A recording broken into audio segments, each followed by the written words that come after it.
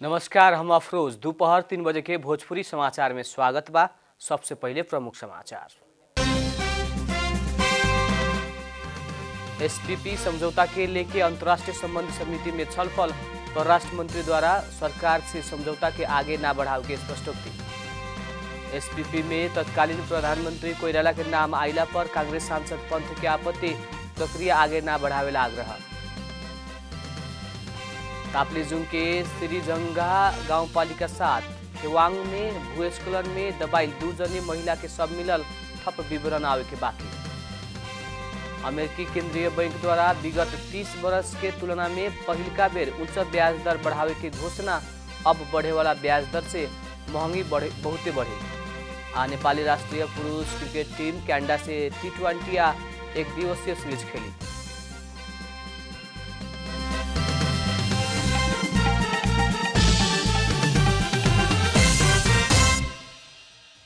अब पूरा समाचार। एसपीपी समझौता में लेके अंतर्राष्ट्रीय संबंध समिति में छलफल भइल बाटे। परराष्ट्र मंत्री और प्रधान सेनापति के समेत उपस्थिति में भइल अंतर्राष्ट्रीय संबंध समिति में परराष्ट्र मंत्री नारायण खड़का सरकार से एसपीपी समझौता के आगे ना बढ़ाव के भइला से ए विषय के थप आगे ना बढ़ाव खातिर वहाँ के बतौले बानी। पूर्व प्रधानमंत्री माधव कुमार नेपाल समिति में धारणा राखत कौनो भी परिस्थिति में पर के एसपीपी समझौता में हस्ताक्षर ना करे खातिर प्रधानमंत्री शेरबहादुर देउवा से आग्रह कैले बानी। नेपाली सेना बीतल 2074 भादो में अमेरिका के पठावल पत्र आधिकारिक भइल और ओहो मानवीय सहायता के खातिर कैल आग्रह भइल छलफल में सहभागी प्रधान सेनापति प्रभुराम शर्मा बतौले बानी। छलफल में नेकपा एमाले के नेता ईश्वर पोखरेल रक्षा मंत्रालय सकारात्मक कहला पर भी मंत्रालय के पूछल बाटे कि नेकी के सवाल उठौले रहनी। वैसे नेकपा एमाले के नेता भीम रावल एसपीपी समझौता के छानबीन के खातिर उच्च स्तरीय समिति बनाव परे के धारणा समिति में व्यक्त कैले बानी। राष्ट्रीय सभा के सांसद लोग अमेरिका संगे स्टेट पार्टनरशिप प्रोग्राम एसपीपी समझौता करे के प्रस्ताव राष्ट्रीय हित विपरीत भइला से उ प्रक्रिया आगे ना बढ़ाव खातिर आग्रह कैले बा। सुख के भइल बैठक में नेकपा माओवादी केंद्र के सांसद उर्मिला अर्याल अंतर्राष्ट्रीय स्तर के संधि समझौता सब कैला पर राजनीतिक दल सब के बीच में साझा धारणा बनाव परे के बतौले बानी। वैसे ही सत्तारूढ़ नेपाली कांग्रेस के राष्ट्रीय सभा के सांसद प्रकाश पंथ अमेरिका से स्टेट पार्टनरशिप प्रोग्राम एसपीपी प्रस्ताव करे के काम तत्कालीन प्रधानमंत्री सुशील कोइराला के मुछे के काम कैल कहत खेद व्यक्त कैले बानी।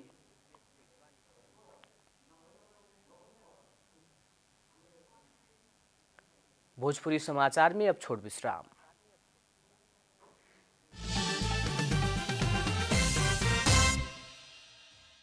भोजपुरी समाचार में अब थप समाचार। ताप्लेजुङ के श्रीजंगा गाउँपालिका 7 खेवाङ में भूस्खलन में पड़ल 2 महिला के सब मिलल बाटे। वर्षा संगे कालू राति करीब 8:30 बजे गिरल पत्थर के कारण स्थानीय विष्णु अधिकारी के घर तोपाइल रहे। भूस्खलन में तोपाइल विष्णु के माई तुलसा और पत्नी यशोदा के सब मिलल जिला प्रहरी कार्यालय ताप्लेजुङ जानकारी देले बा। विष्णु कहला घायल भइल बाड़ी। भूस्खलन में अधिकारी के दुनुगु घर दहवैले बाटे त पशु चौपाया भी तोपाइल बा। घटना के थप विवरण आवे के बाकी बा। अभी बागमती प्रदेश सहित देश के कुछ स्थान में वर्षा हो रहल बाटे। हाल प्रदेश 1 मध्य प्रदेश, बागमती प्रदेश, गंडकी प्रदेश के कुछ स्थान सब में मेघ गर्जन और चट्याङ सहित वर्षा हो रहल जल तथा मौसम विज्ञान विभाग जनौले बा।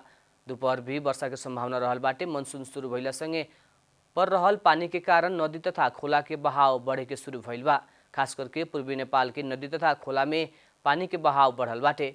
5 थर स्थित तमोर नदी मझिटार में जल सतह से सतर्कता तह पार कैल विभाग जनौले बा। बहाव बढ़ते क्रम में रहला से काबेली और तमोर नदी के तटीय क्षेत्र में रहे वाला सब उच्च सतर्कता अपनाव खातिर भी विभाग अनुरोध कैले बा। नदी नाला और खहरे खोला सब में पानी के सतह बढ़ सके के तथा दैनिक जनजीवन और यातायात क्षेत्र प्रभावित हो सके के भइला से आवश्यक सतर्कता अपनाव खातिर भी विभाग आग्रह कैले बा।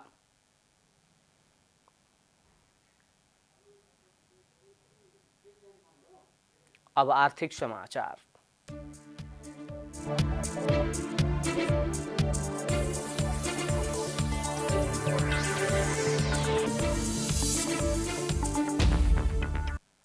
जग्गा वर्गीकरण ना करके बैंक में धितो राखे के ना मिले के व्यवस्था के चौतरफी विरोध भइला बाद भूमि व्यवस्था मंत्रालय ऊ नीति के पुनर्विचार करे के तैयारी कैले बा। वर्गीकरण ना कैल जग्गा धितो राखे के ना मिले व्यवस्था कैला संगे देशभर के बैंक तथा वित्तीय संस्था सबसे ऋण प्रवाह ठप्प भइल रहे। तैयारी बिना ही भू उपयोग नियमावली ल्याइल कारण विभिन्न समस्या सब देखल शुरू भइला बाद शहरी विकास मंत्री रामकुमार झाकरी सहजीकरण के खातिर सरकार वाला निकाय सबसे छलफल कैले रहनी। मंत्री झाकरी बैंक वित्तीय संस्था घर जग्गा व्यवसायी भूमि व्यवस्था मंत्रालय के प्रतिनिधि काठमाडौँ उपत्यका विकास प्राधिकरण लगायत के सरकार वाला निकाय सबसे छलफल कैने हुए।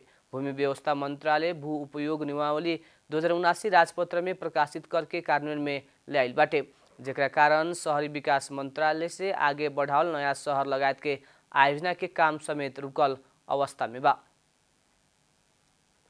भोजपुरी समाचार में अब छोट विश्राम।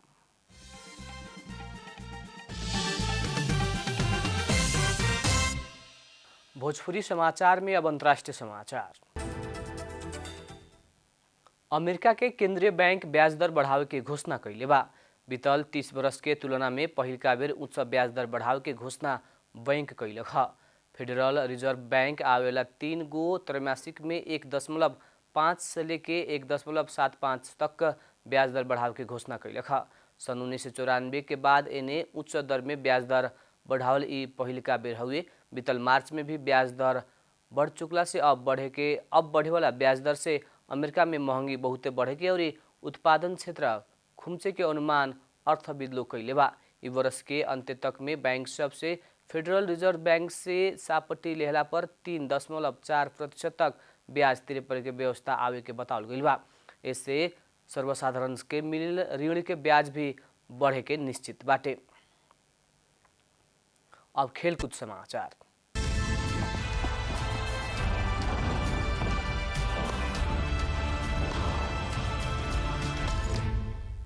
नेपाली राष्ट्रीय पुरुष क्रिकेट टीम क्यानाडा के भ्रमण करे के भइल बाटे। नेपाल क्रिकेट संघ क्यान से बिफे के नेपाली टोली से क्यानाडा के भ्रमण करे के जनावल गइल बा। क्यानाडा के भ्रमण दौरान नेपाल घरेलू टोली से 2 गो खेल के T20 और 2 गो खेल के 1 दिवसीय सीरीज खेली। नेपाल क्यानाडा से शुरुआत में T20 सीरीज खेली। पहिलका T20 असार 14 गते और दोसर का T20 असार 15 गते होकी। वैसे नेपाल और क्यानाडा बीच के पहिलका 1 दिवसीय असार 20 और दोसर का 1 दिवसीय असार 21 गते होकी। आईसीसी पुरुष क्रिकेट विश्व कप लीग 2 अंतर्गत के स्कॉटलैंड में आयोजना होखे वाला त्रिदेशीय सीरीज से पहले नेपाल क्यानाडा से खेले लागल बा। लीग 2 के सीरीज के खातिर नेपाल टोली अभिन अमेरिका के भ्रमण में बाटे। नेपाल स्कॉटलैंड में आयोजक और नामीबिया विरुद्ध खेली। सीरीज आवेला जुलाई में होगी। अंत में प्रमुख समाचार फिर एक बेर। एसपीपी समझौता के लेके अंतर्राष्ट्रीय संबंध समिति में छलफल, परराष्ट्र मंत्री द्वारा सरकार से समझौता के आगे ना बढ़ाव के स्पष्टोक्ति। एसपीपी में तत्कालीन प्रधानमंत्री कोइराला के नाम आइला पर कांग्रेस सांसद पंथ के आपत्ति, प्रक्रिया आगे ना बढ़ावेला आग्रह। ताप्लेजुङ के श्रीरंगा गाउँपालिका 7 खेवाङ में भूस्खलन में दबाइल 2 जने महिला के सब मिलल, थप विवरण आवे के बाकी। अमेरिकी केंद्रीय बैंक द्वारा बीतल 30 वर्ष के तुलना में पहिलका बेर उच्च ब्याज दर बढ़ावे की घोषणा, अब बढ़े वाला ब्याज दर से महंगी बहुते बढ़ी। नेपाली राष्ट्रीय पुरुष क्रिकेट टीम क्यानाडा से T20 आ 1 दिवसीय सीरीज खेली।